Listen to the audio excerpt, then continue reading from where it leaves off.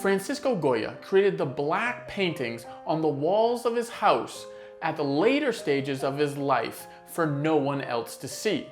After 2 near-fatal illnesses, practically death, in an extreme pain, panic, and fear after the Napoleonic Wars, he created masterpieces. This was him practically on his deathbed.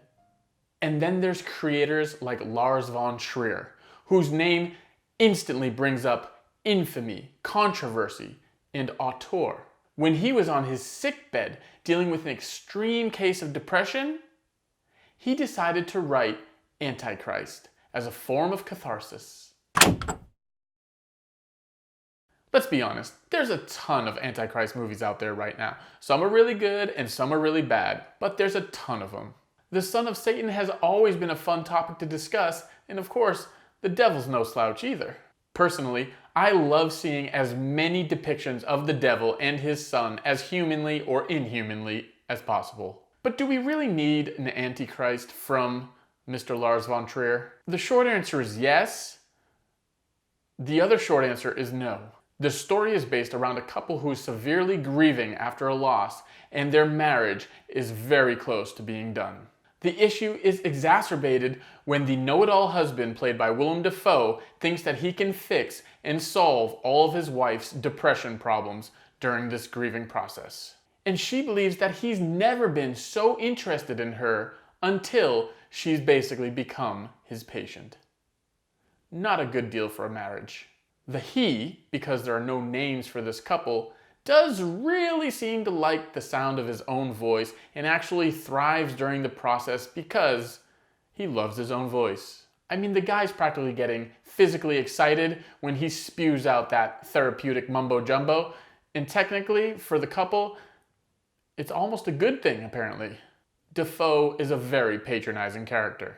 And the crux of the story is whether or not the he will be able to fix the she, or does something else completely different happen. The plan is to go to their cabin in the woods called Eden, which is apropos but at the same time not all that clever, and fix all the problems that are going on with the wife and the marriage in general. Isn't that cute? How the man is just going to come in and save the day for this poor little woman. But this film is so not about the husband. This film is about the she, and what she goes through, and why she goes through it, and how she develops, and why she develops, and what choices she makes, and why in God's name she makes them. Obviously, one can guess that this is not going to be a smooth transition during this time in the woods. I mean, it's an awfully bumpy ride, and let's be honest, if you call a place Eden, is it really going to go smoothly? Is it really going to do well? I'm just going to say this is a very difficult film to review without having multiple viewings of it, but sometimes 31 Days of Horror doesn't necessarily allow that. And that goes especially for not having any spoilers. If I was to say this film was about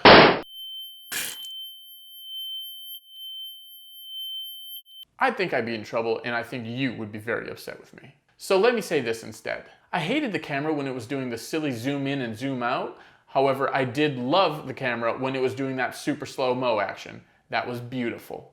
It has great storytelling when no words are being spoken. And I've always loved that Lars von Trier is not afraid to show anything and everything, no matter how disgusting or gruesome it is.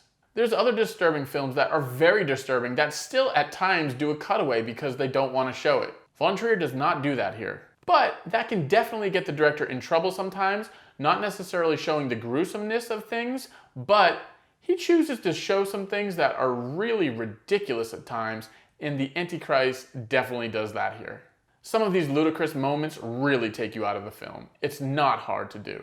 His imagery is great, his tone is intriguing, and the world he creates around this cabin, called Eden, is magical, in an extremely dark and morbid way. The world is moody, and he uses acorns like I've never seen before, and it creates a world and a vibe that's just not been done before. I love that. I love the way that the green grass and the foliage in general moves at times. The way the tree branches are able to look so sinister with its shadows and harsh lighting. And I love how we slowly learn more and more about the she at this cabin. However, I have no interest in this story whatsoever outside of the Antichrist part. The depression, the grief, the animosity, the sexuality, none of it is at all something I want to watch. I didn't really want to go to the journey to Eden, no matter how interesting a place Eden is.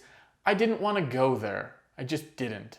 I think the script does a great job of putting two different types of people together and seeing what plays out. But this is a very slow, bleak film, and I do think there are other ways to make a film a little bit more intriguing even within these subject matters. Honestly, the Antichrist doesn't even make me want to watch this film. And that never happens. I love the devil and his kid. Von Trier might have written a script that was able to get him out of bed and his depression, but I gotta say, I'd much rather just stick with the 14 paintings by Goya on his deathbed. This movie isn't cathartic for me in any way, like it is Von Trier. There's a lot of unique things going on in this movie, both technically and story-wise, but still, I'm just not interested. Francisco Goya created the black paintings on the walls of his house at the later stages of his life for no one else to see.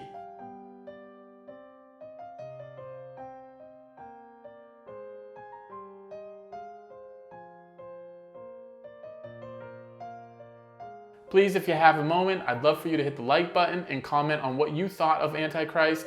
And if you haven't subscribed to my channel yet, please do so. We got a lot of content coming your way. Thanks so much.